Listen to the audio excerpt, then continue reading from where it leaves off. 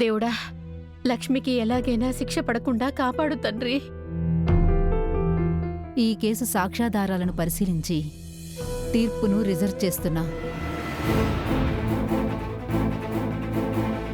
5 నిమిషాల బ్రేక్ తర్వాత నేను నా తీర్పును వెల్లడిస్తాను. అప్పటి వరకు ద కోర్ట్ ఈజ్ అర్జెంట్.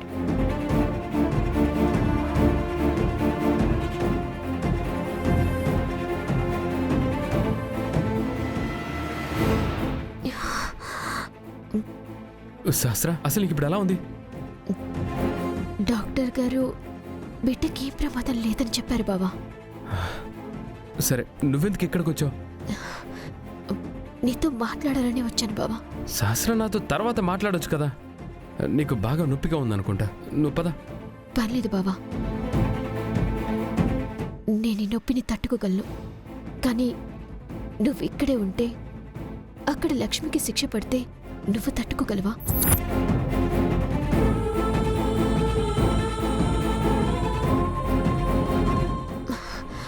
అంటే బావా, లక్ష్మి కూడా మరింటి మనిషే కదా.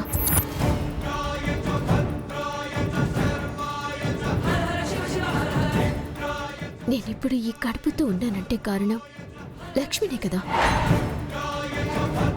అలాంటి లక్ష్మికి అక్కడ శిక్ష పడుతుంది బావా. లక్ష్మి వల్ల మన పరువు పోయిందని అన్నదానివి లక్ష్మి గురించి ఒక్కసారిగా ఇలా మాట్లాడుతున్నావేంటి?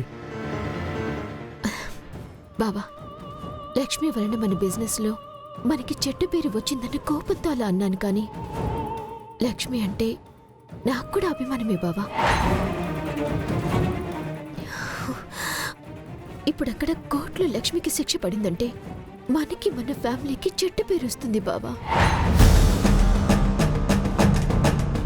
నువ్వేం చేస్తావో చెయ్యి, లక్ష్మి అమాయకురాలని నిరూపించు బావా. అంటే ఇప్పుడు నువ్వు నన్ను వెళ్ళమంటున్నావా? అవును బావా, వెళ్ళి లక్ష్మిని కాపాడు. పోతున్న మన ఫ్యామిలీ పరువు రక్షించు బావా. లక్ష్మిని ఎలాగైనా మన ఇంటికి తీసుకురా బావా.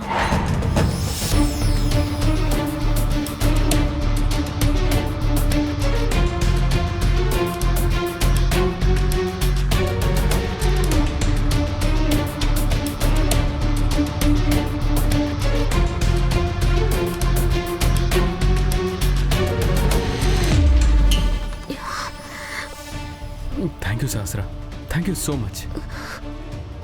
నేను వెళ్తాను. నీకేమైనా ఎమర్జెన్సీ ఉంటే నాకు వెంటనే ఫోన్ చేయి. నాకు ఏ ఎమర్జెన్సీ రాదులే బావా, నొప్పి కూడా కొంచెం తగ్గింది. నువ్వు మాత్రం లక్ష్మిని తీసుకుని ఇంటికి రా. అలాగే శాస్త్ర. బావా, ఒక్క నిమిషం.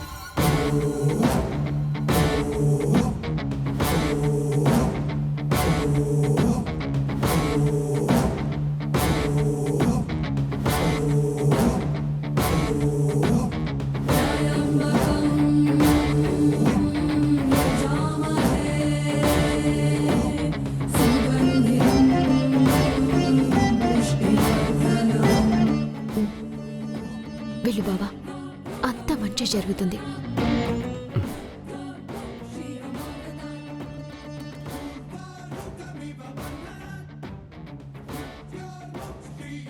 ఒసై, విహారి వెళ్ళిపోతున్నాడేంటే?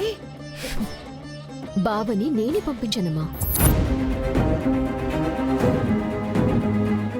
నువ్వు విహారిని పంపించావా? నీకసలు ఈ బుర్రలో ఆలోచనలున్నాయా పోయాయా? విహారి వెళ్తే లక్ష్మికి శిక్ష పడకుండా ఆపుతాడే? అమ్మా, పిన్ని చెప్పిన దాని ప్రకారం లక్ష్మికి శిక్ష పడకుండా ఎవ్వరూ ఆపలేరు. ఆ లక్ష్మికి మన పిన్ని బనాయించిన కేసుల్లో కూడా శిక్ష పట్టం జైలుకు వెళ్ళటం గ్యారెంటీ.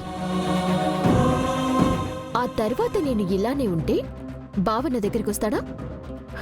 అసలు బావకి నేను దగ్గర ఇవ్వగలనా? అందుకే బావ దృష్టిలో నేను పాజిటివ్ అవ్వాలని ఈ ప్లాన్ వేశాను. బావ ఇప్పుడు కోర్టుకు వెళ్తాడు. అక్కడ ఆ లక్ష్మికి శిక్ష పట్టం కళ్ళారా చూస్తాడు. చూడగానే బావ గుండె ముక్కలవుతుంది. ఆ తర్వాత ఇదే మంచితనంతో బావని నేను ఓదారుస్తాను.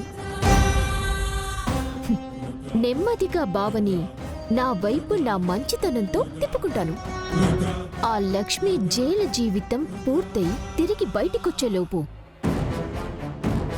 బావ ఆ లక్ష్మిని పూర్తిగా మర్చిపోయేలా చేస్తాను. ఇది నా ప్లాన్. దీనికోసమే ఇప్పుడు బావకి బొట్టు పెట్టి మరీ బయటికి పంపించాను. నువ్వన్నట్టు అలా జరిగితే ఓకేనే. నేను ప్లాన్ చేసినట్టే జరుగుతుందమ్మా, జరగాలి కూడా. సరే సరే, మన డ్రామా ఇంతటితో అయిపోయింది కదా, పద వెళ్దాం. పదమ్మా.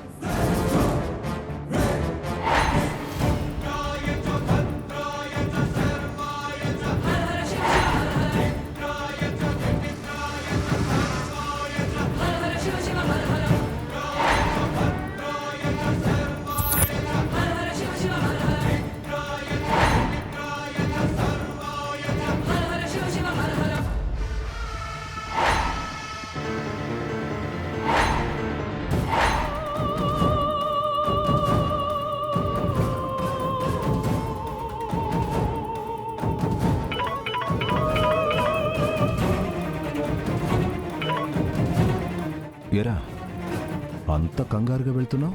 రాయ్, అసలు నిన్ను మాత్రం వదలనరా. నువ్వు నన్ను ఏమీ చేయలేవని చెప్పాను కదరా. నా జోలికొచ్చిన ప్రతిసారి నిన్ను ఇంతకంటే ఎక్కువగా పరిగెత్తిస్తాను. అసలు ఏంట్రా నీ సమస్య? అసలు ఎందుకు ఇలా చేస్తున్నావు? నా సమస్య నువ్వు మీ అమ్మేరా. మీరిద్దరూ నరకం అనుభవిస్తుంటే అది చూసి నేను ఆనందపడ్డమేరా నాకు కావాలి. రాయ్, నీ ఆనందం ఎక్కువ రోజులు ఉండదురా, అది గుర్తుపెట్టుకో.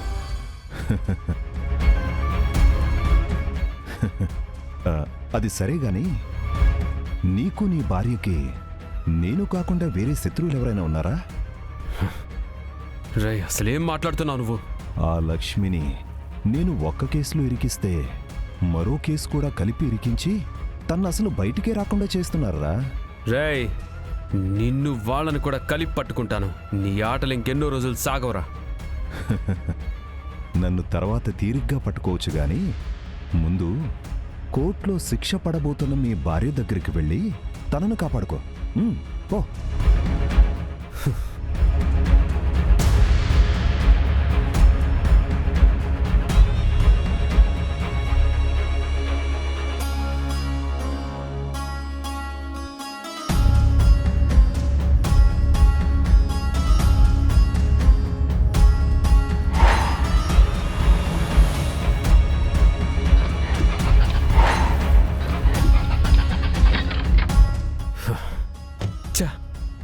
ఇదేంటి కార్ స్టార్ట్ అవ్వట్లేదు?